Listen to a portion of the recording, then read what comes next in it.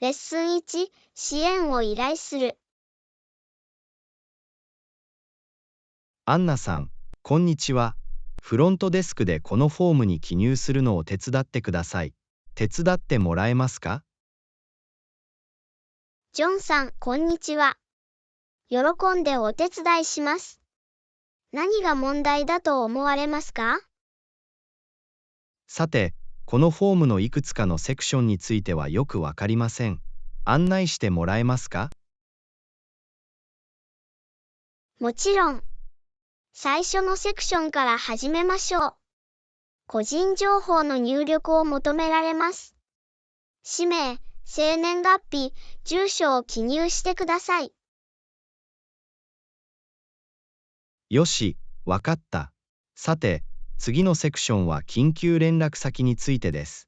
ここには何を書けばいいの？緊急時に連絡できる人の名前、関係、連絡先番号を入力する必要があります。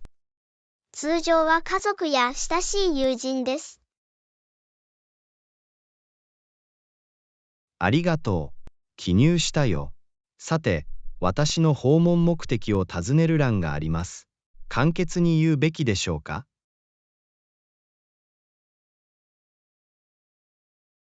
はい、ビジネスミーティング、休暇、診察の予約など、訪問する理由を簡単に説明してください。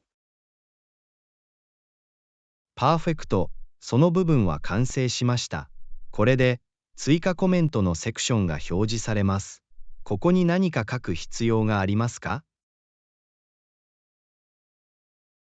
オプションですが、特別なリクエストや含めたい特定の情報がある場合は、そこに記入できます。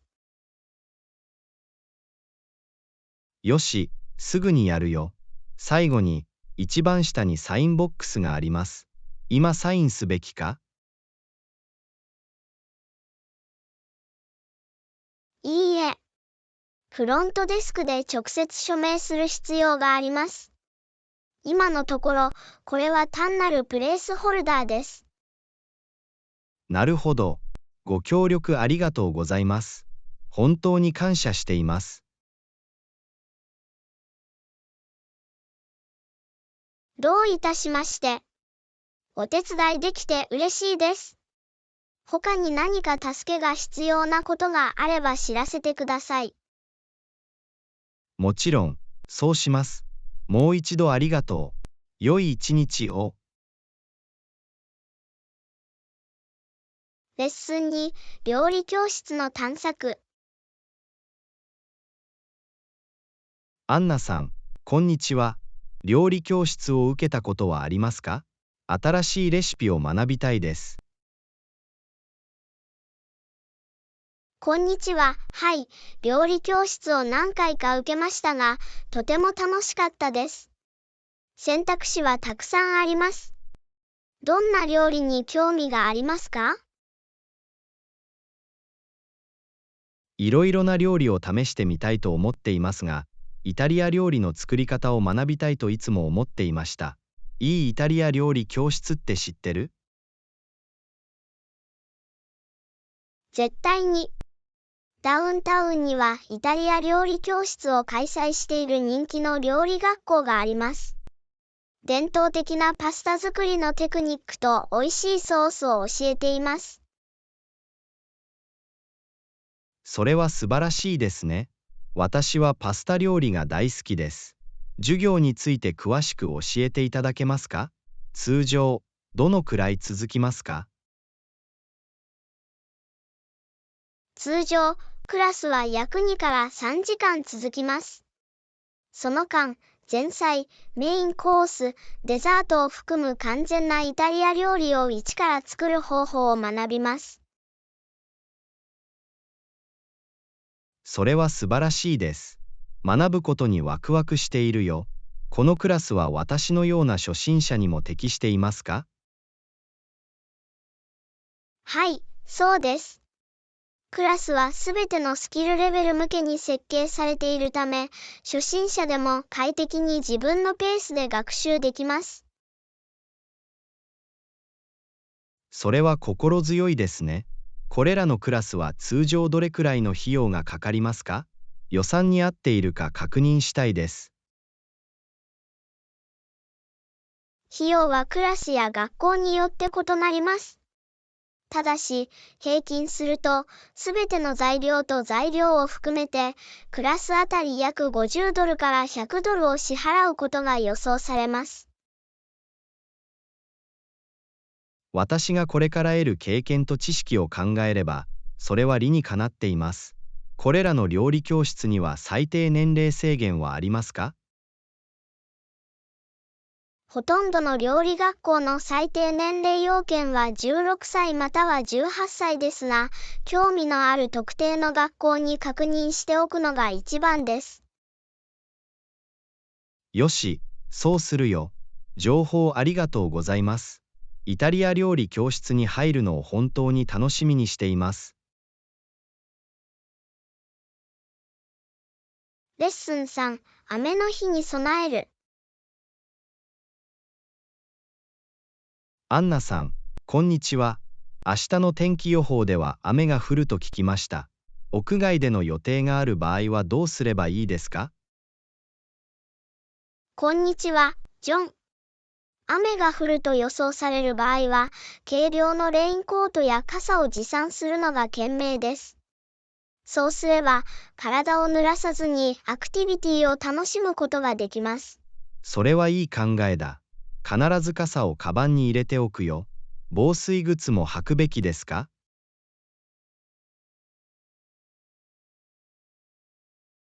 特にたくさん歩く場合は良いアイデアです。防水靴は足をドライに保ち、不快感を防ぎます。素晴らしいアドバイスです。携帯電話やその他の電子機器が濡れるのを防ぐのはどうですか？防水電話ケースまたはビニール袋を使用して、携帯電話を水による損傷から保護できます。後悔するよりは安全である方が常に良いです。それは賢いことです。防水ケースを探すか、ビニール袋を使って携帯電話を濡らさないようにします。他に注意すべきことはありますか？はい、特に屋外の計画を立てている場合は、定期的に天気予報を確認することをお勧めします。そうすれば、事前に準備しておくことができます。それは理にかなっています。天気の最新情報を見守って最新情報を入手するよ。他に考慮すべきことはありますか？もう一つ覚えておくべきことは、雨が降っている場合に通勤や旅行に余裕を持たせることです。交通量が多くなり、公共交通機関の速度が遅くなる可能性があります。それを念頭に置いて、それに応じて計画を立てます。役に立つヒントをありがとう。感謝しています。どういたしまして。手伝えてよかった。雨でも晴れでも準備を整えておくことで楽しい経験ができることを忘れないでね。絶対に。再度、感謝します。あなたのアドバイスに従い、雨の日に備えて準備しておきます。レッスン4、生産性の向上。アンナさん、こんにちは。最近、チーム全体の生産性が向上していることに気づきました。それは素晴らしいことです。生産性を向上させたいと考えている人に何かアドバイスはありますか？こんにちは、ジョン。もちろん、役に立つかもしれないヒントがいくつかあります。まず、タスクに優先順位をつけ、やることリストを作成することが重要です。こうすることで、最も重要で緊急なタスクに最初に集中できます。それは良い戦略のように思えます。まずは、タスクを整理してトゥードゥーリストを作成します。生産性を高めるために他にできることはありますか？もう一つの役立つヒントは、気を散らすものを最小限に抑えることです。スマートフォンやパソコンの通知をオフにして、邪魔されずに集中できる静かな作業環境を見つけましょう。それは理にかなっています。気を散らすものをなくし、集中できる職場環境を作ります。他に何か提案はありますか？はい、定期的に休憩を取ることは生産性を維持するために不可欠です。短い休憩は心をリフレッシュし、燃え尽き症候群を防ぐのに役立ちます。簡単なストレッチやウォーキングをルーチンに取り入休れてみてく憩の大ださい。切さが分かりました。元気を取り戻し、圧倒されないように、定期的に短い休憩を取るようにします。おすすめの時間管理テクニックはありますか？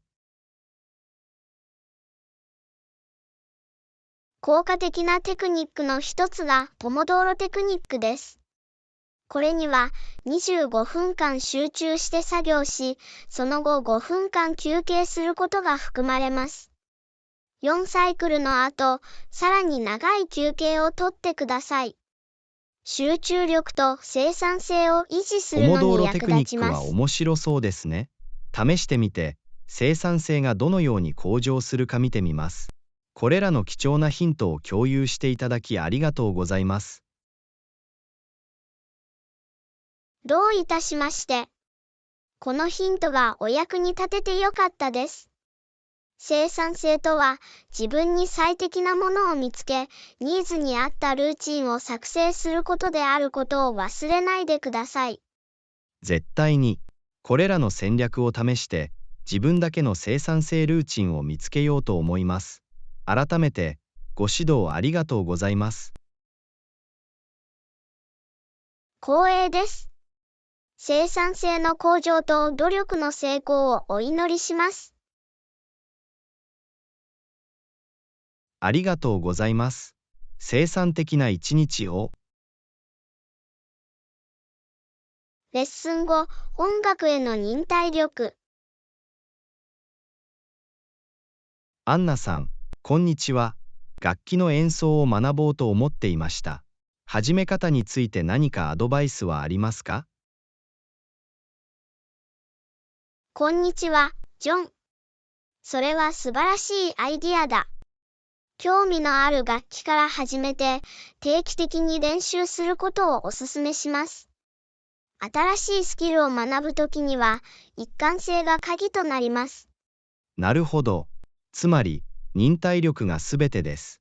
毎日、専用の練習時間を確保するようにします。簡単な曲から始めるべきですか？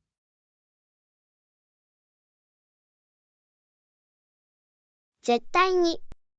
簡単な曲から始めると、自信がつき、徐々にスキルが向上します。プロセスを楽しむこと、そして挑戦に落胆しないことが大切です。それは良い点です。初心者向けの曲を探して、途中で練習したり楽しんだりします。おすすめの具体的なリソースや方法はありますか？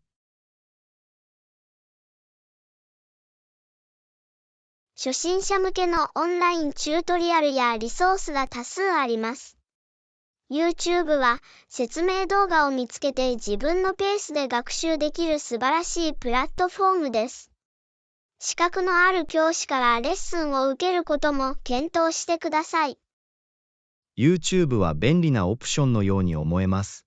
チュートリアルをいろいろ調べて、必要なら適切な先生を探します。他に心に留めておくべきことはありますか？はい、辛抱強く待ってください。楽器を習うには時間と労力がかかります。どんなに小さくても自分の進歩を祝い、自分を他人と比較しないでください。誰もが自分のペースで学びます。辛抱強く、自分の進歩に集中することを忘れないようにします。自分を他人と比較しないことが大切だ。貴重なアドバイスをありがとどういたしまして。楽器を学ぶ旅はやりがいのあるものであることを忘れないでください。挑戦を受け入れ、その過程を楽しんでください。私がします。この音楽の旅を始めて、自分がどこまで行けるか楽しみだよ。改めて、ご指導ありがとうございます。光栄です。音楽活動における喜びと成功をお祈りします。ありがとうございます。練習を続け、頑張ります。素敵な一日を。レッスン6、スタミナと筋緊張の構築。アンナさん、こんにちは。定期的に運動をしていて、スタミナと筋緊張が大幅に改善されていることに気づきました。それは驚くべきことです。最近、フィットネスルーチンに何か変更を加えましたか？こんにちは、ジョン。それは嬉しいよ。はい、筋力トレーニングのエクササイズをルーチンに取り入れています。筋肉の緊張を高め、全体的な筋力を高めるのに役立ちました。筋力トレーニングは効果的ですね。ワークアウトにも加えることを検討します。筋緊張を高めるために何かおすすめのエクササイズはありますか？スクワット、デッドリフト、腕立て伏せなどの複合エクササイズは、複数の筋肉群をターゲットにして全体的な筋緊張を高めるのに最適です。また、全身トレーニングにも最適です。私は間違いなくそれらのエクササイズを試してみます。複数の筋肉群をターゲットにしていることを知っておくと良いでしょう。スタミナの向上についてはどうですか？そのための提案はありますか？ランニング、サイクリング、水泳などの心血管系のエクササイズは、スタミナの改善に最適です。高強度インターバルトレーニング、フリートも持久力を高めるのに効果的です。私はランニングが好きなので、スタミナを鍛えるためにランニングを続けます。また、さらなるチャレンジとして、フィットワークアウトを取り入れることも検討します。他に考慮すべきことはありますか？十分な栄養素を供給し、フィットネスの目標をサポートするバランスの取れた食事をとることが重要です。水分補給を続け、筋肉の回復と成長を助けるのに十分なタンパク質を摂取するよ食事うにもっとにしてくだ注意をさい。払い、必要な栄養素を確実に摂取します。水分補給とタンパク質の摂取は、心に留めておくべき重要な要素です。思い出させてくれてありがと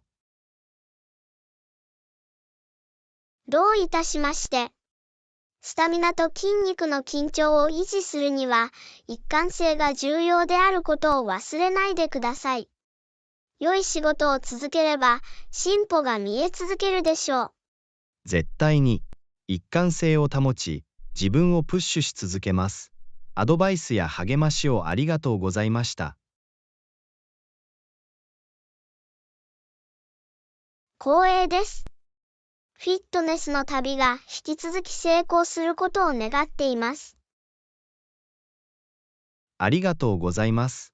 素晴らしい一日を過ごして、素晴らしい仕事を続けてください。レッスン7、カーショッピング。アンナさん、こんにちは。旅行を計画しています。車が必要です。どのタイプの車を探すべきか、何かアドバイスはありますか？こんにちは、ジョン。ワクワクする。探すべき車のタイプは、特定のニーズによって異なります。コンパクトで燃費の良い車、それとももっと広くて快適な車をお探しですか？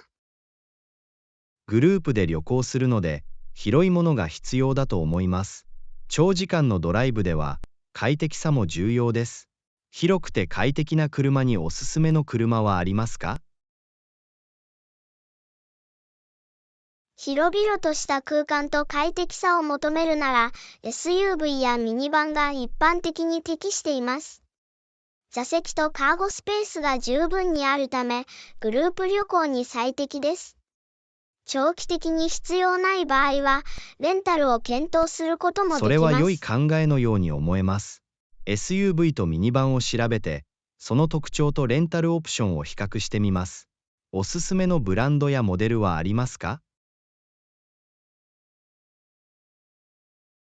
人気があり信頼できる SUV ブランドには、トヨタ、ホンダ、フォードなどがあります。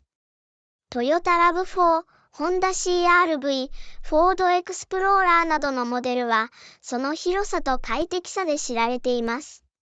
研究の出発点として最適です。それらのブランドとモデルをメモしておきます。また、レビューを読んだり価格を比較したりして、情報に基づいた決定を下します。他に考慮すべきことはありますか？考慮すべきその他の要素には、燃料効率、安全機能、およびメンテナンスコストが含まれます。また、最終決定を下す前に試乗して、期待に依られられるかどうかを確認することもお勧めします。リサーチやテストドライブでは、これらの要素を念頭に置いておきます。安全性と燃費は間違いなく重要な考慮事項です。アドバイスありがとうございます。どういたしまして。旅行にぴったりの車が見つかるといいな。他に質問があれば遠慮なく聞いてください。感謝するよ。さらに支援が必要な場合は必ず連絡します。ご協力いただきありがとうございます。光栄です。車検索で頑張って、素晴らしい旅を。ありがとうございます。気をつけて、素敵な一日を。レッスン8、ペットに優しい屋外スペース。アンナさん、こんにちは。犬を屋外スペースに連れて行くことを考えていました。犬を歓迎し、楽しい時間を過ごせる場所を知っていますか？こんにちは、ジョン。絶対に。犬が新鮮な空気を楽しんだり運動したりできる、ペットに優しい屋外スペースがたくさんあります。ドッグランに行くことを考えたことはありますか？ドッグパークは素晴らしいアイデアのようですね。私の犬は他の犬と交流したり遊んだりするのが大好きだと思います。おすすめのドッグランはありますか？場所によっては、近くにいくつかのドッグランがある場合があります。お住まいの地域の犬に優しい公園のリストについては、お住まいの地域または都市公園とレクリエーションのウェブサイトを確認することをお勧めします。それは良い提案です。少し調べて、私が住んでいる場所に最も近いドッグランを見つけます。ドッグラン以外に、ペットに優しい屋外スペースはありますか？多くのハイキングコースや自然保護区では、犬を紐につないでおくことができます。ケムクジャラの友達と充実した時間を過ごしながら、自然を探索するのに最適な方法です。特定の規則や規制に必ず従ってください。それは素晴らしいですね。私はハイキングが好きなので、犬を連れて行くのは素晴らしい経験になるでしょう。自分の住んでいる地域で、犬に優しいハイキングコースを探します。提案ありがとうございます。どういたしまして。愛犬はきっとあなたと一緒に新しいトレイルを探検することにワクワクするでしょう。トレイルでは、ペットの後片付けに水やゴミ袋を忘れずにお持ちください。絶対に。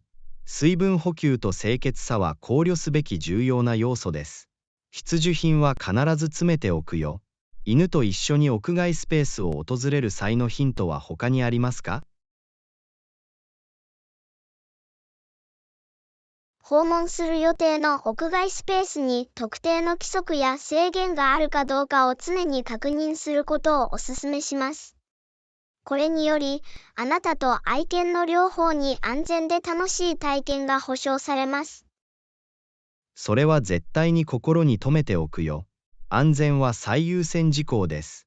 役に立つアドバイスをありがとう。これらのペットに優しい屋外スペースを探索し始めることにワクワクしています。どういたしまして。ケムクジャラのお友達と素敵な時間をお過ごしください。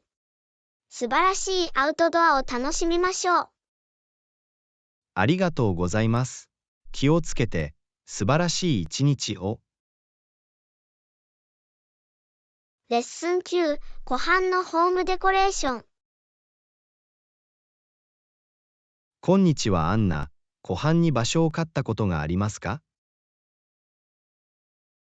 こんにちは、ジョン。はい、やりました。素晴らしい景色を望む美しい湖畔の家です。すごいですね。ずっと水のそばに場所が欲しいと思っていました。湖畔の家をどう飾る予定なの？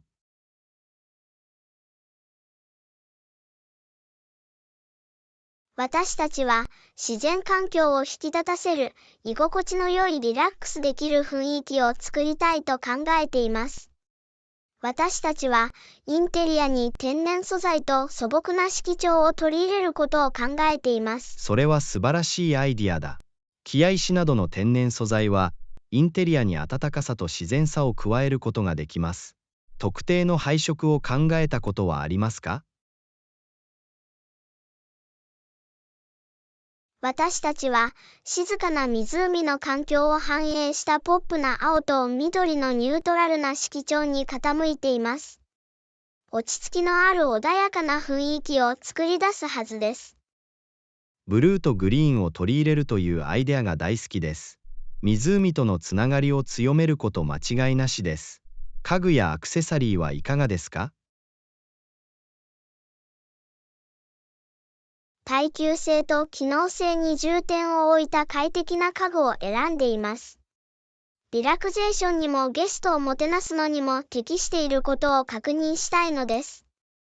アクセサリーに関しては、ボタニカルプリントや織物の質感など、自然にインスパイアされた要素を検討しています。それは快適さとスタイルの完璧な融合のように思えます。自然にインスパイアされたアクセサリーは、アウトドアを体内に取り入れ、調和の取れた環境を作り出します。何か特定のテーマやモチーフについて考えたことはありますか？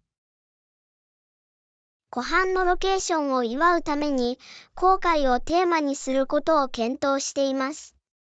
ロープ、アンカー、貝殻などの要素を含めることもできます。ただし、この要素はさりげなく保ち、全体的なデザインを圧迫しないようにしたいと考えています。今回のテーマは楽しいですね。湖畔の家に海岸の魅力を添えてくれるでしょう。きっとユニークで居心地の良い雰囲気を作り出すでしょう。屋外スペースの計画は？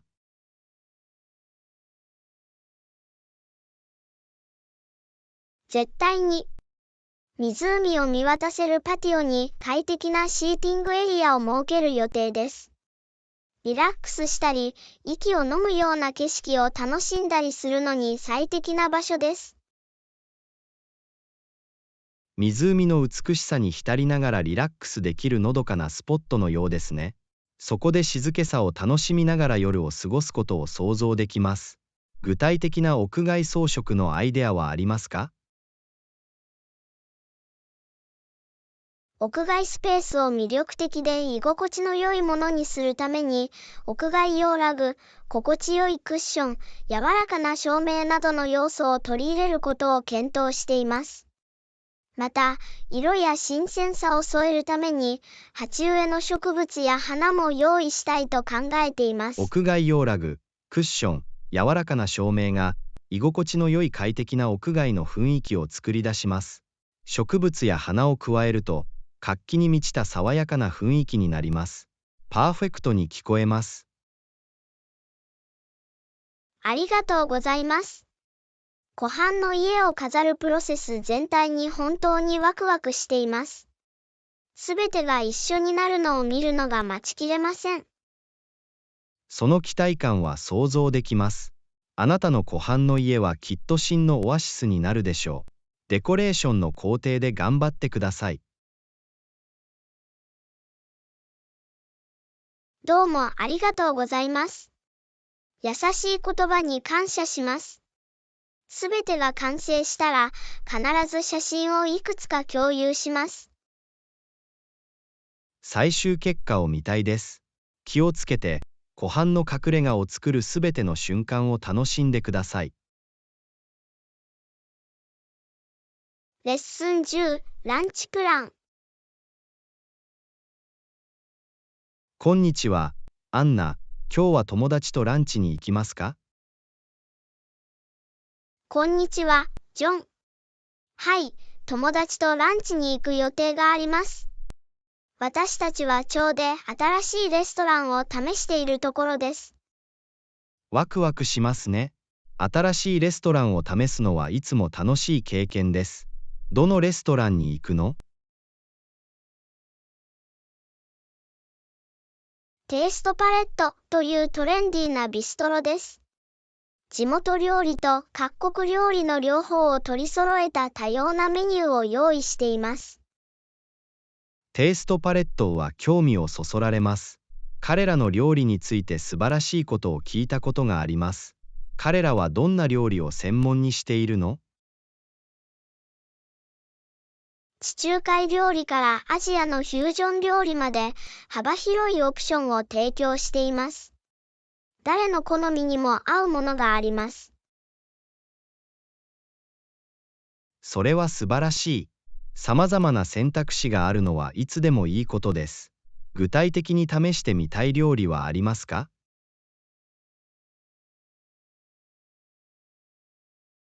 シーフード料理が素晴らしいと聞いたので、焼き鮭とロースト野菜が添えられているかもしれません。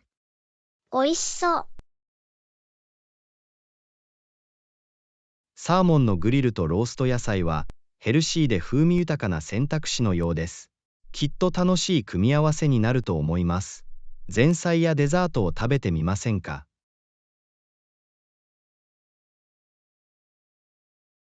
前菜として爽やかなサラダから始める予定ですが、デザートにはチョコレートラバケーキが必見だと聞きました。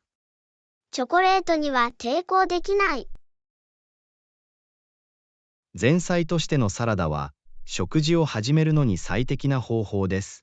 そして大杯的なチョコレートラバケーキに抵抗できる人はいますか？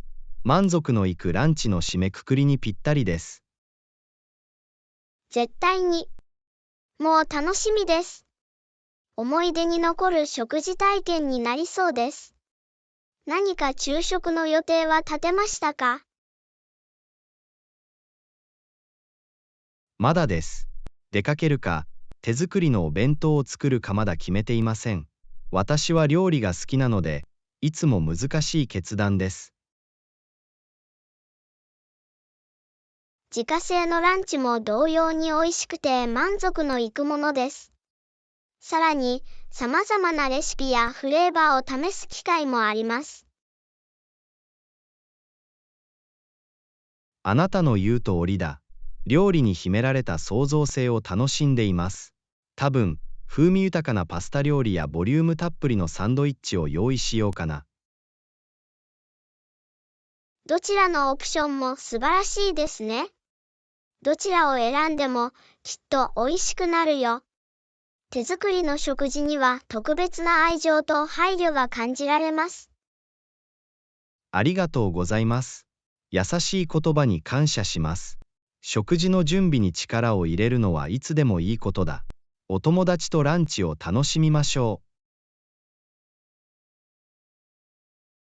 う。レッスン11、ガーデニングの取り組み。こんにちはアンナ。ガーデニングには多くの時間と労力が必要ですか？こんにちは、ジョン。規模にもよりますが、小さな庭でもいくらかの献身と努力が必要な場合があります。なるほど。小さい庭を始めたいとずっと思っていたけど、時間の制約が気になる。どう思いますか？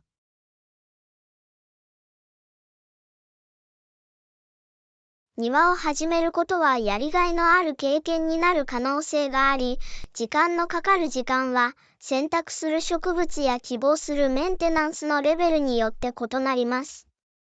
それは知っておくと良いことです。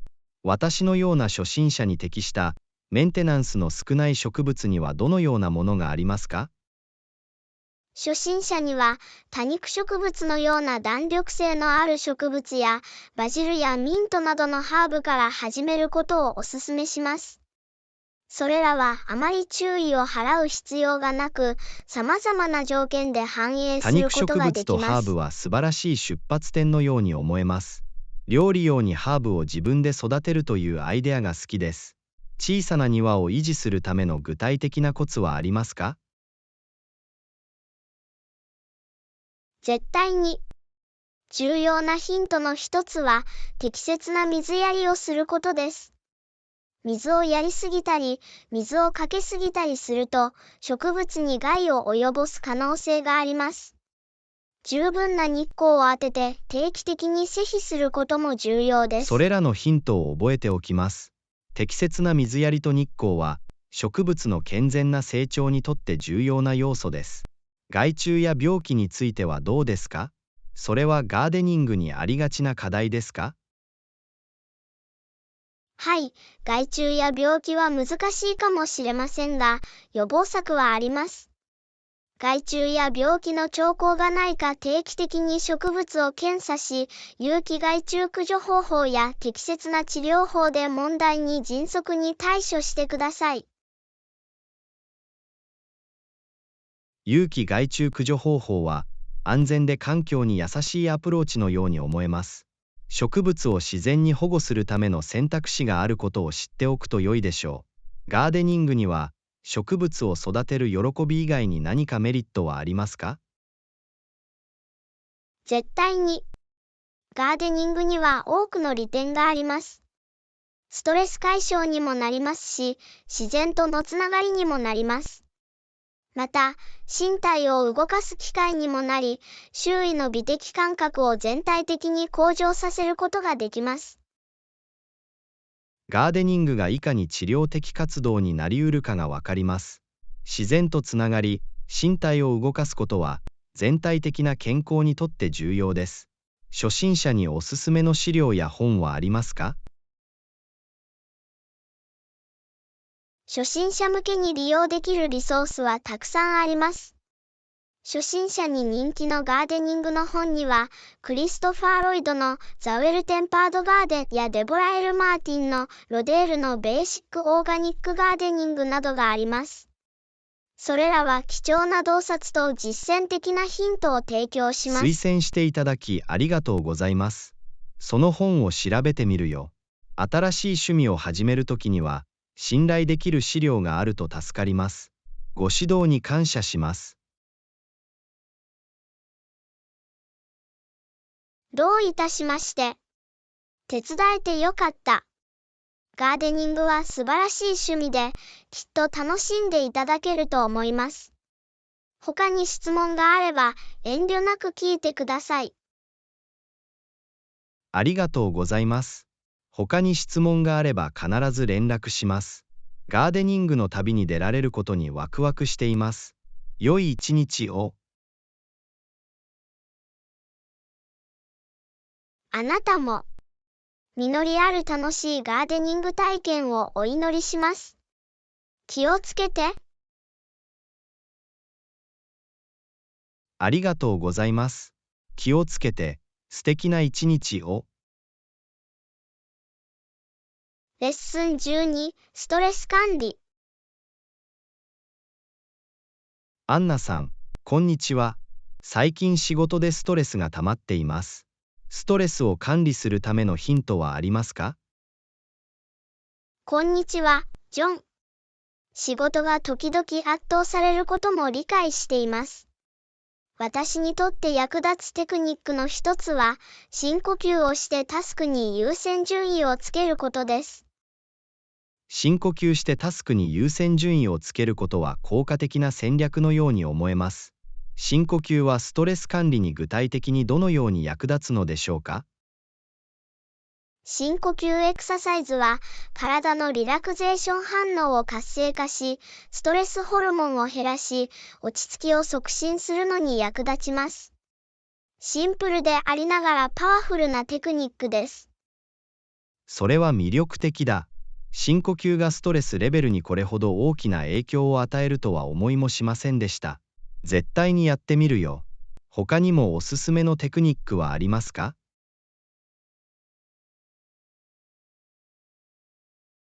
絶対に。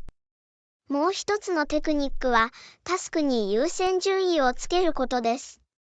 それらを小さく管理しやすいステップに分け、一度に一つのタスクに集中してください。これにより、より整理され、コントロールできていると感タスクをじること小さなスができます。テップに分割し、一度に一つずつ集中することは理にかなっています。すべてが積み重なると圧倒されがちです。このアプローチを仕事のルーチンに取り入れようと思います。特定の時間管理手法が役立つと思うことはありますか？ストレス管理には時間管理が不可欠です。私が役に立つと思うテクニックの一つがポモドーロテクニックです。25分間集中して作業し、その後に短い休憩をとります。燃え尽き症候群を防ぎながら生産性を維持するのに役立ちます。ポモドーロテクニックは面白そうですね。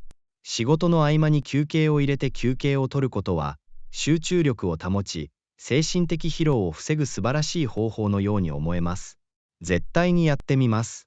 リラクゼーションのテクニックはいかがですか？おすすめのものはありますか？リラクゼーション法はストレス管理に役立ちます。人気のあるものには、瞑想、ヨガ、心を落ち着かせる音楽を聴くなどがあります。心に響くものを見つけて、ルーティンに取り入れましょ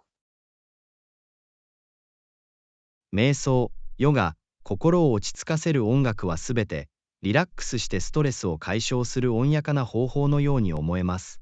これらのオプションを調べて、どれが私に一番合っているかを見ていきます。ご提案ありがとうございます。どういたしまして。手伝えてよかった。覚えておいてください。あなたに合ったものを見つけることが鍵です。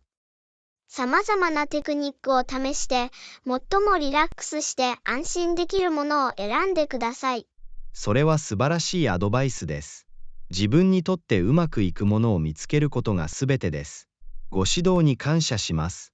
ストレス管理に他におすすめのことはありますか？もう一つ提案したいのは、仕事以外で楽しむ活動に参加することです。趣味であれ、愛する人と過ごす時間であれ、興味を追求することであれ、好きなことをすることはストレスを和らげ、人生に喜びをもたらすのに役立ちます。それは素晴らしいリマインダーです。幸せと充実感をもたらす活動の時間を見つけることは重要です。趣味を優先して、大切な人と充実した時間を過ごすようにしています。思い出させてくれてありがとう。どういたしまして。健康的なワークライフバランスを維持することは不可欠です。いくつかリマインダーを提供できてよかったです。ストレス管理をしているのはあなただけではないことを覚えておいてください。気をつけて前向きう。ありでいましょう。がとうございます。あなたのサポートは大きな意味があります。自分のことを大ごとにして、前向きでいようと思います。素敵な一日を。教訓13、海外への展開。アンナさん、こんにちは。売り上げを伸ばすために海外に進出することを考えていました。どう思いますか？こんにちは、ジョン。海外進出は成長の絶好の機会になり得ます。新しい市場を開拓し、より多くの顧客ベースへのリーチを可能にします。特定の国を検討したことはありますか？いくつか調べてみましたが、東南アジアの国々が適していると思います。これらの国の経済は急速に成長しており、当社製品に対する需要が高まる可能性があります。東南アジアは有望に思えます。中産階級が台頭し、消費者支出が増加している地域です。海外進出時に直面する可能性のある課題について考えたことはありますか？はい、課題があることは承知しています。言語や文化の違い、法的要件、ロジスティクスなどは、私たちが考慮すべき重要な分野です。これらの課題を乗り越える方法について何かアドバイスはありますか？絶対に。徹底的な市場調査を行い、現地の文化、言語、ビジネス慣行を理解することが重要です。現地のパートナーとの関係を構築し、現地の人材を雇用することも、これらの課題の克服に役立ちます。地元のパートナーとの関係を構築し、地元の人材を雇用することは非常に理にかなっています。彼らは貴重な洞察を提供し、私たちが現地のビジネス環境をナビゲートするのを助けてくれます。財務面についてはどうでしょうか？海外進出時の財務管理について何かアドバイスはありますか？海外進出の際には、明確な財務計画を立てることが重要です。為替レート、税制、現地銀行関係の設定などの要素を考慮してください。国際ビジネスを専門とするファイナンシャルアドバイザーと協力することは有益です。明確な財務計画を立て、国際ビジネスを専門とするファイナンシャルアドバイザーと協力することは、賢明な行動のように思えます。財務を効果的に管理するには、強固な基盤が不可欠です。海外進出の際に考慮すべき潜在的なメリットはありますか？海外への進出にはいくつかの利点があります。売上の増加とは別に、市場の多様化、単一市場への依存度の低下、新しいテクノロジーやイノベーションへのアクセスにつながる可能性があります。また、ブランドの世界的な存在感を高めることにもつながります。市場の多様化、依存度の低下、新しいテクノロジーへのアクセスはすべて魅力的な利点です。海外への進出は、私たちのビジネスにとって戦略的な動きのように思えます。運営面ではどうですか？海外進出時の業務管理について何かアドバイスはありますか？海外に進出する際の事業管理には、慎重な計画が必要です。それには、効率的なサプライチェーンの構築、現地の規制への適用、本社と海外オフィス間の効果的なコミュニケーションの確保などが含まれます。強固な運営体制を整えることが不可欠です。効率的なサプライチェーン、現地の規制への適用、効果的なコミュニケーションは、業務を管理する上で重要な考慮事項です。海外進出の際には、必ずこれらの点を優先させたいと思います。ご指導ありがとうございます。どういたしまして。いくつかの洞察を提供できて嬉しいです。海外への進出は挑戦的ですが、やりがいのある旅になることがあります。他にご不明な点がある場合や、さらにサポートが必要な場合は、お気軽にお問い合わせください。ご支援に感謝します。さらにガイダンスが必要な場合は、必ず連絡します。海外進出を成功させましょう。絶対に。海外進出の成功をお祈りします。乾杯。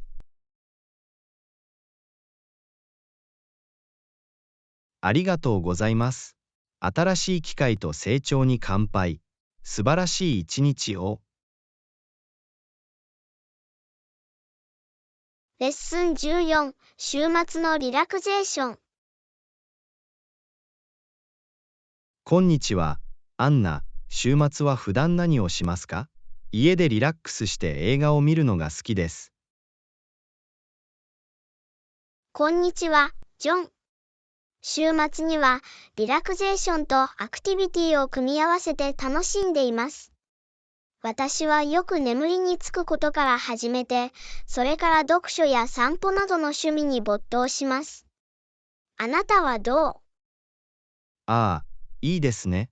普段は家で居心地の良い週末を過ごすのが好きだ。リラックスして映画を見るのはリラックスできるよ。来週の充電に役立ちます。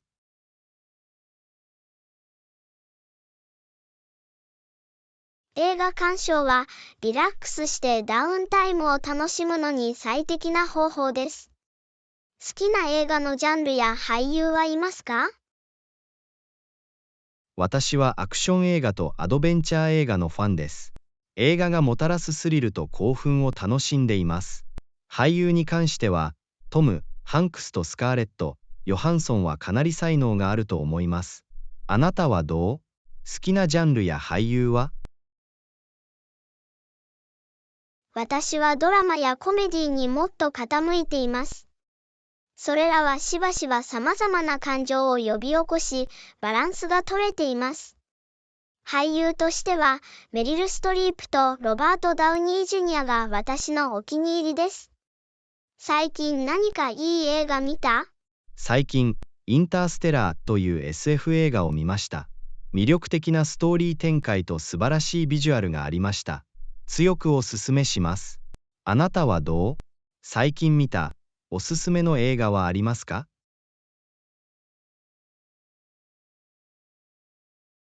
グリーンブックは最近見た映画です。友情と偏見の克服についての心温まる物語です。信じられないほど感動的で考えさせられました。家で映画を見ることの何が一番好きですか？家で映画を見ることで私が楽しんでいることの一つは、快適さと便利さです。家を出ることなく、居心地の良い雰囲気を作ったり、ポップコーンを作ったり、映画の夜を過ごしたりすることができます。リラックスしてくつろぐにはいい方法です。好きな映画鑑賞の習慣やスナックはありますか？ホットチョコレートを一杯作って、心地よい毛布を敷いてソファに寄り添うのが好きです。全体的な快適さが増し、映画鑑賞体験が向上します。あなたはどうですか？家で映画を見るときにお気に入りのスナックや習慣はありますか？ああ、ホットチョコレートは楽しそうですね。私は大抵ポップコーンやチップスのような定番の映画のおやつを食べに行きます。その単純な喜びが映画の楽しさをさらに高めてくれる。ウォッチリストに追加しておくべきおすすめの映画はありますか？ドラマが好きなら、ショーシャンクリデンプションがおすすめです。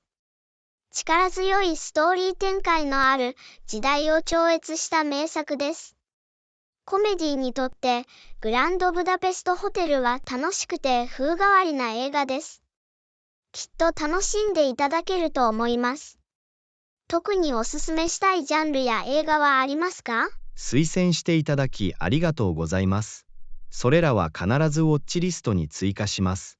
SF 映画やアクション映画について何か良い提案があれば、ぜひ聞きたいです。SF にとって、インセプションは最初から最後まで夢中になれる気が遠くなるような映画です。アクションに関しては、マッドマックス、ヒューリーロードはアドレナリン全開の乗り物です。楽しんでいただければ幸いです。インセプションとマッドマックス、ヒューリーロードはどちらも興味をそそられます。必ずチェックしてみます。ご提案ありがとうございます。映画についてお話できてよかったです。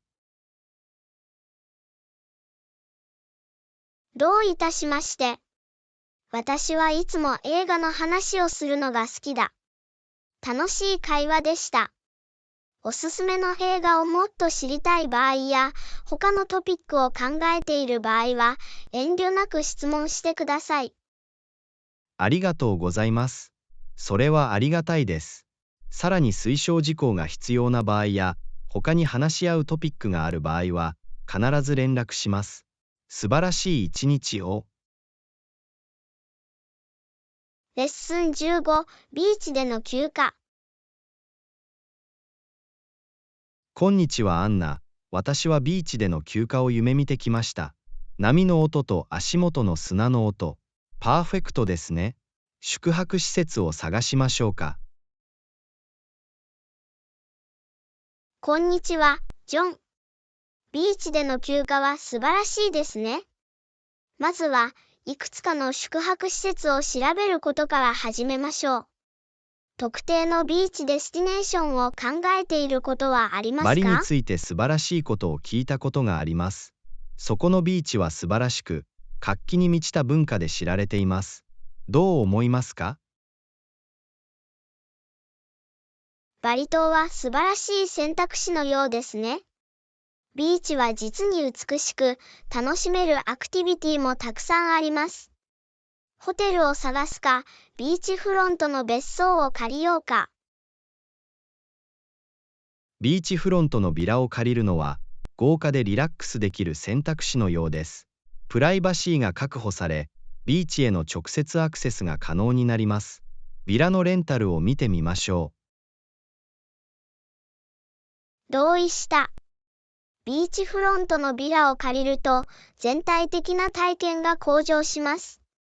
いくつかのオプションを探して、空き状況を確認します。ベッドルームはいくつ探せばいいの？少なくとも3つの寝室がある別荘に行きましょう。そうすれば、全員分のスペースが確保され、友人が参加したい場合は招待できます。他にどのようなアメニティを検討すべきでしょうか？ビラにプライベートプール、設備の整ったキッチン、ビーチの景色を楽しめる屋外シーティングエリアがあれば素晴らしいと思います。これらを念頭に置いて探してみます。他に特定の好みはありますか？バーベキューエリアは、屋外での料理や食事に最適です。また、ビラにパラソルやビーチチェアなどのビーチ用品があれば便利でしょう。他に考慮すべきことはありますか？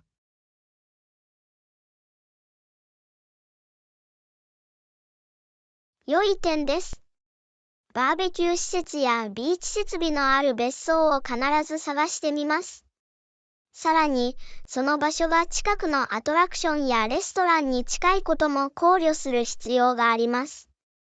そうすれば、探索したり外食したりするためのオプションを用意できます。具体的にやってみたいアクティビティはありますか？シュノーケリングやサーフィンをしてみたいです。バリ島は素晴らしいダイビングスポットとサーフブレイクで知られています。ウォータースポーツに参加すれば、旅にワクワク感が加わります。何かアクティビティを考えていることはありますか？バリ島ではシュノーケリングやサーフィンが人気です。ぜひご参加ください。さらに、地元の市場を探索したり、文化的な場所を訪れたり、ヨガのクラスを受講したりしたいです。リラクゼーションと探索のバランスをうまく取ることが大切です。どれくらいの期間滞在する予定ですか？ビーチでの休暇には1週間がいいと思います。リラックスしたり、探索したり、ビーチライフスタイルに没頭したりするのに十分な時間を与えてくれるでしょう。それはあなたにとって役に立ちますか？1週間はパーフェクトですね。ビーチを楽しんだり、アクティビティに参加したり、地元の文化を体験したりするのに十分な時間が与えられます。ビラの予約を完了して、旅程の計画を始めましょう。ワクワクするよ。絶対に、ビラを確保したら、旅行の詳細を計画し始めることができます。忘れられないビーチでの休暇になるでしょう。宿泊施設を手伝ってくれてありがとう。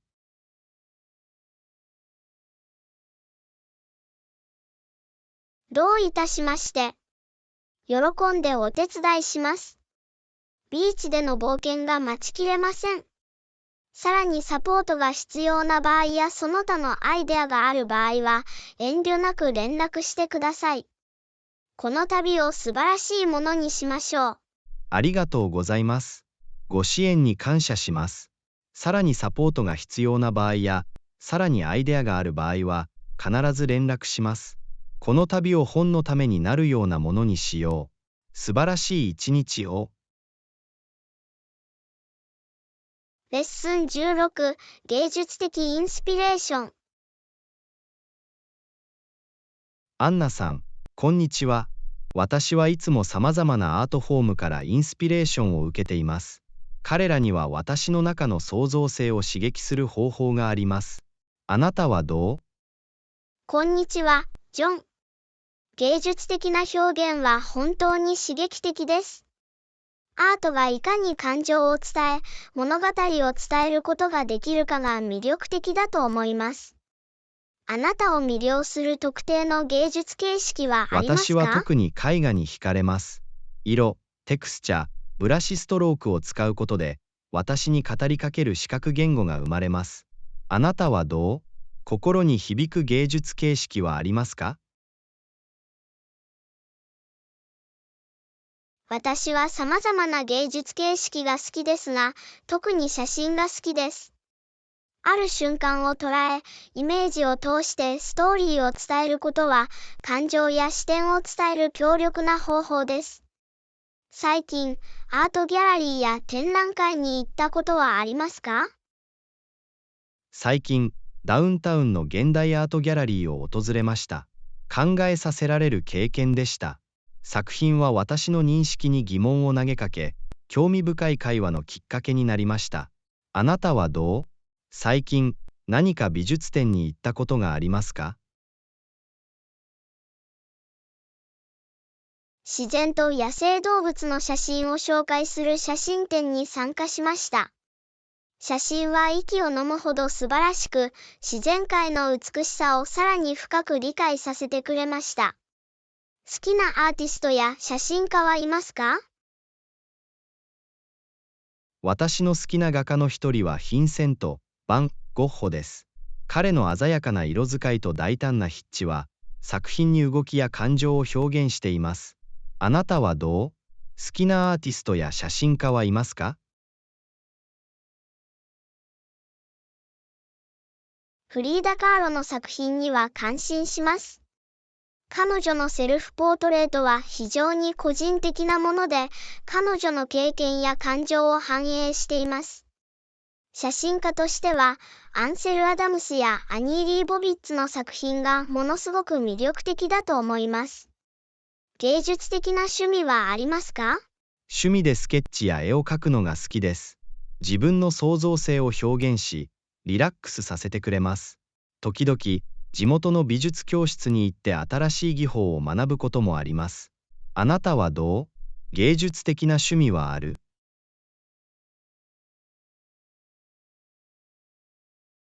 趣味で写真に手を出しています。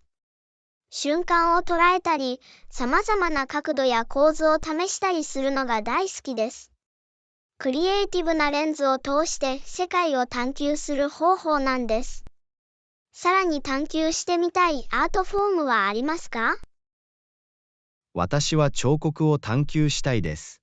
素材を立体的な形に成形するというアイデアには興味をそそられます。それは新しい挑戦であり、刺激的な挑戦になるだろう。試してみたいと思っていたアートフォームはありますか？昔から陶芸に興味がありました。粘土を使って機能的なオブジェや装飾的なオブジェを作る過程は興味深いです。実践的で触覚的なアート形式を探求できるでしょう。アートに関して一番インスピレーションを受けるのは何ですか？自然は私に最もインスピレーションを与えることが多いです。自然界に見られる色、模様、美しさは常にインスピレーションの源です。あなたはどうですか？あなたの芸術活動にインスピレーションを与えるものは何ですか？日々の生活からインスピレーションを得ています。見過ごされがちな人や感情、そして微妙なディテールが私の創造性を刺激します。日常の中の美を見つけることです。今後、もっとアートを探求する計画はありますか？もっと多くの美術展を訪れ、さまざまなアートスタイルを探求し、絵画のスキルを磨き続けるつもりです。自己表現と発見の旅です。あなたはどう？今後、あなたの芸術的興味をさらに深める予定はありますか？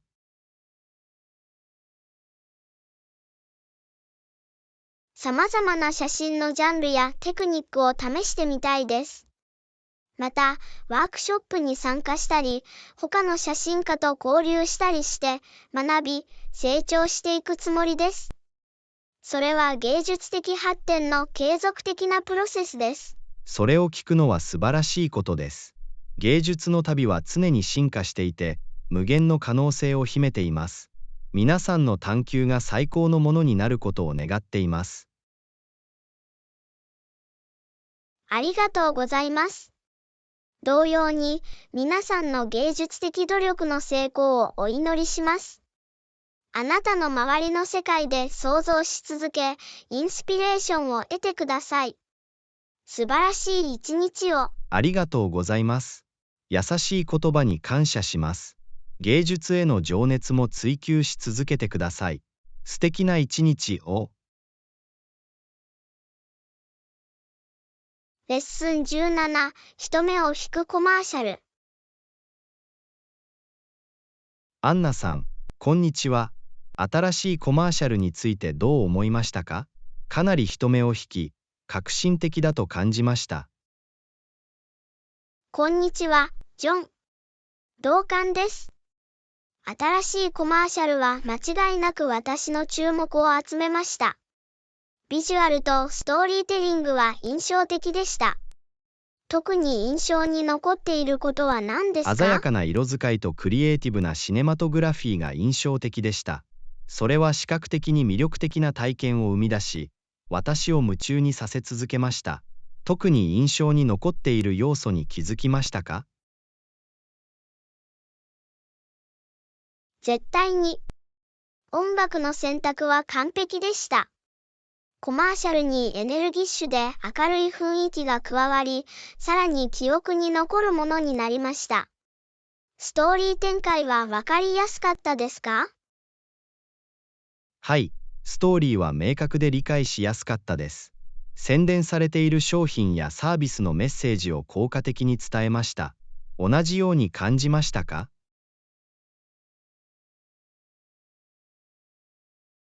同感です。ストーリーはよくできていました。製品の利点と特徴が効果的に伝わり、魅力的な方法で伝わりました。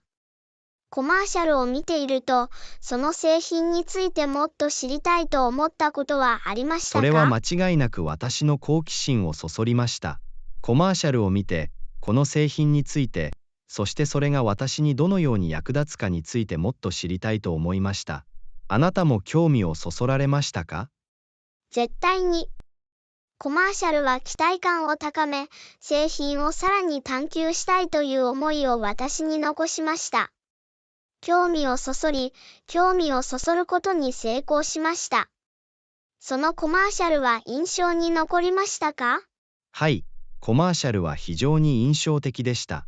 ユニークなビジュアルと魅力的なストーリーテリングが、他の広告とは一線を画していました。印象に残りました。あなたも同じように感じましたか？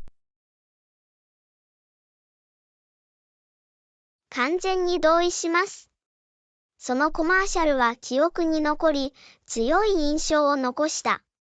これは、クリエイティブチームが注目を集め、インパクトを与える能力の証です。コマーシャルについて他の人と話し合ったことはありますか？はい、実際にコマーシャルを友達や家族と共有しました。その創造性と有効性について活発な議論が交わされました。そのことについて誰かに話したんですか？それは素晴らしい。また、コマーシャルを何人かの友人と共有しました。その芸術的要素や全体的な影響について考えや意見を交換しました。興味深い会話が交わされました。コマーシャルのおかげでブランドへの関心が高まりましたか？ブランドへの関心が高まったことは間違いありません。コマーシャルではブランドの創造性と革新性が紹介されていたので、他の商品も探してみたいと思いました。あなたも同じように感じましたか？絶対に。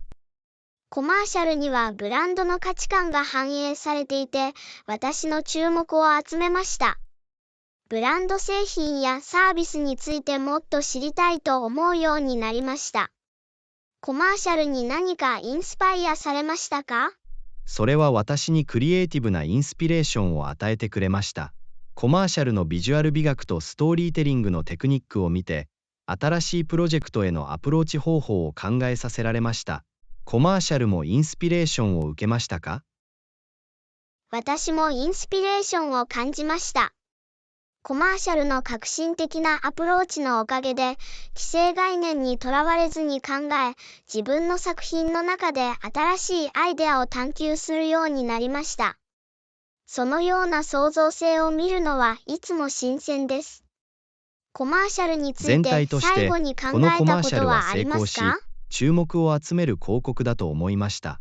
目を引くビジュアルと革新的なストーリーテリングが印象的でした。このブランドが他にどのような展開をするのか楽しみです。あなたはどう？私も同じ気持ちを共有しています。このコマーシャルは創造性と効果の点で際立っていました。このブランドとその商品についてもっと知りたいと思いました。素晴らしい視聴体験でした。確かにそうでした。コマーシャルのインパクトと創造性は他の人が学ぶべき素晴らしい手本となっています。私と話し合ってくれてありがとう。どういたしまして。くんとコマーシャルの話ができて光栄だった。他に面白い広告やクリエイティブな作品を見つけたら遠慮なく共有してください。これからも一緒に探求し、学びましょう。素晴らしい一日を。ありがとうございます。あなたの熱意に感謝します。もっと面白い作品をシェアできるよう、ぜひ注目していきたいと思います。今日も素晴らしい一日を。レッスン18、記憶に残るお祝い。アンナさん、こんにちは。このお祝いで好きな思い出はありますか？たくさんありますが、一番記憶に残っているのは、妹の卒業式のサプライズパーティーだったと思います。こんにちは、ジョン。もちろん、お祝いは素晴らしい思い出を作ることがよくあります。あのサプライズパーティーはワクワクしそう。そのことについて詳しく教えていただけますか？承知しました。私たちは何週間もかけてサプライズパーティーを計画しました。私たちは風船やぼりで家を飾り、友人や家族全員を招待しました。妹がドアを通り抜けると、みんながサプライズと叫びました。彼女の反応は貴重でした。すごいですね。部屋の中の喜びと興奮は想像できます。誰かの真の驚きと幸せを見るのはいつも心温まるものです。他に思い出に残るお祝いはありましたか？はい、もう一つの思い出深いお祝いは私の両親の結婚25周年でした。美しい会場で盛大なパーティーを開きました。バンドの生演奏、おいしい料理、心のこもったスピーチがありました。愛と笑いに満ちた夜でした。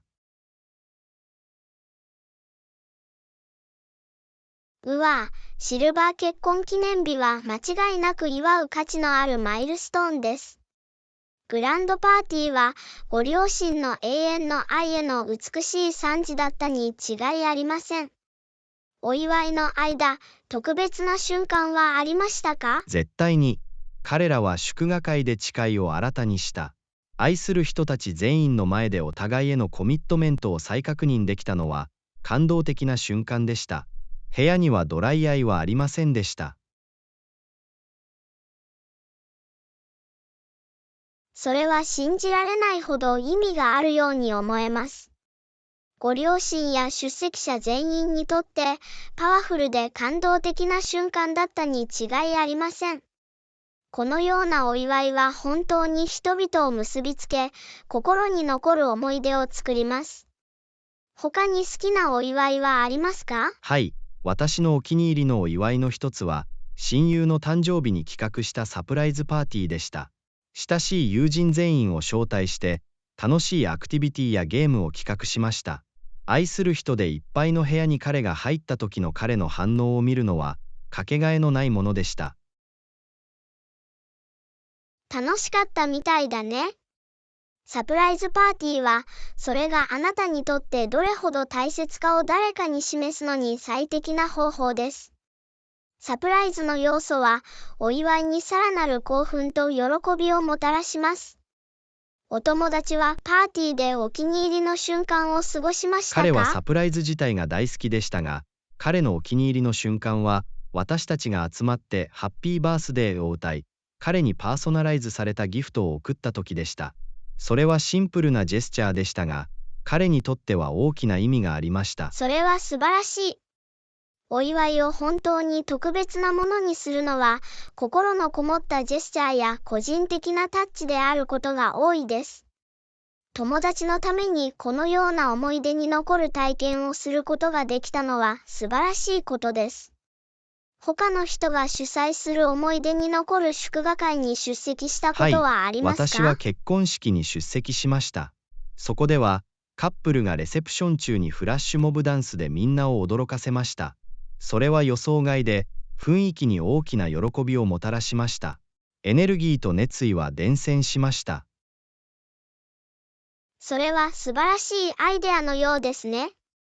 フラッシュモブダンスはみんなを魅了し、お祝いをさらに思い出深いものにするユニークでクリエイティブな方法です。関係者全員にとって忘れられない結婚式になったに違いありません。自分のマイルストーンや功績を祝ったことはありますか？はい、初めてのマラソンをようやく完走した時をお祝いしました。それは個人的な成果であり、何が月にもわたるトレーニングと献身が必要でした。フィニッシュラインを越え、友人や家族に迎えられたことは、決して忘れられない瞬間でした。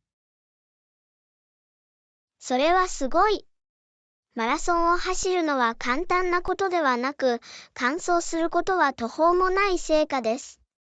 愛する人たちと一緒に努力と忍耐力を祝うことで、この経験はさらにやりがいのあるものになったに違いありません。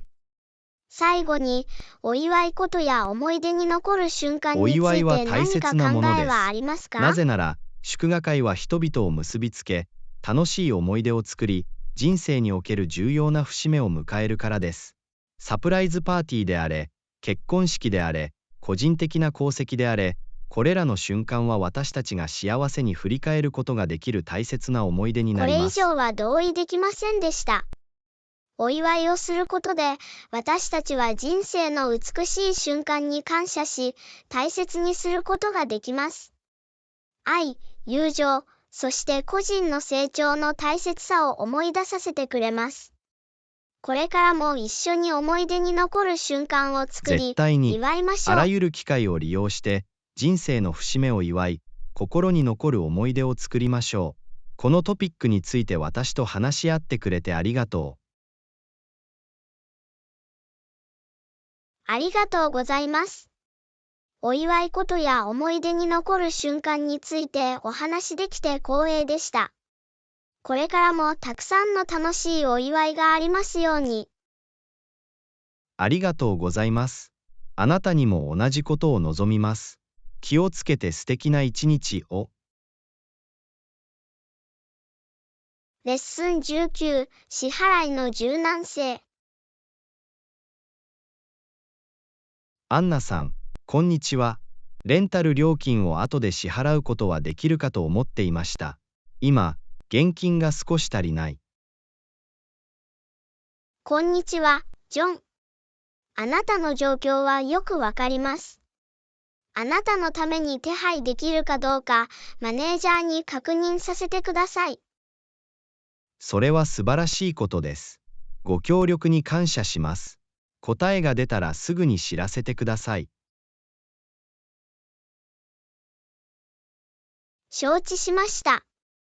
マネージャーと話して、できるだけ早く連絡します。それまでの間、支払いができると思われる特定の日付はありますか？理想的には、来週中に支払いができるはずです。その時までにいくらか資金が入ってくると期待している。わかった。それを書き留めておくよ。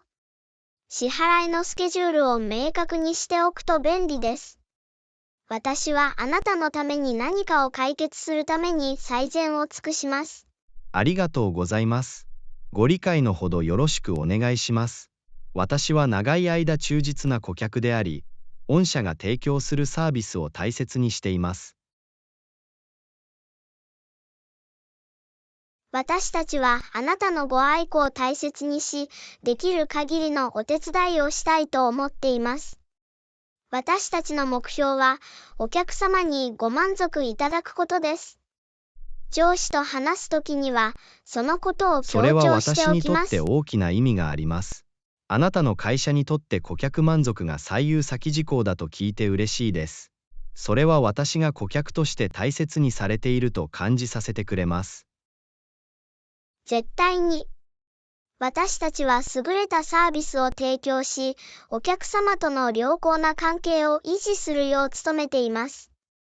あなたのフィードバックはマネージャーにも伝えます。ありがとうございます。あなたの支援意欲と顧客満足への取り組みは、御社を他社とは一線を画しています。双方にとって有効な解決策が見つかることを願っています。私たちは解決策を見つけることができると確信しています。私たちは予期せぬ財務状況が発生する可能性があることを理解しており、お客様を支援するためにここにいます。柔軟な支払い方法を交あ渉できなたのサるようポートに最善を感謝して尽くしまいます。す。この一時的な交代の間、あなたが私の味方で、喜んで一緒に働いてくれると知って安心しています。喜んでお手伝いさせていただきます。私たちはお客様のビジネスを大切にし、お客様との良好な関係を維持したいと考えています。リクエストの進捗状況については、改めて、随時あ最りがとうご新情報をおざいます。伝えします。あなたのプロ意識と共感は本当に称賛に値します。すぐにお返事できるのを楽しみにしています。どういたしまして。喜んでお手伝いします。お客様のリクエストを優先し、できるだけ早く最新情報を提供します。あなたの献身に感謝します。あなたの優れたカスタマーサービスは、あなたの会社の価値観の証です。サポートを求めて連絡できてよかったです。親切な言葉をありがとう。あなたのようなお客様のお手伝いをするのはいつもやりがいがあります。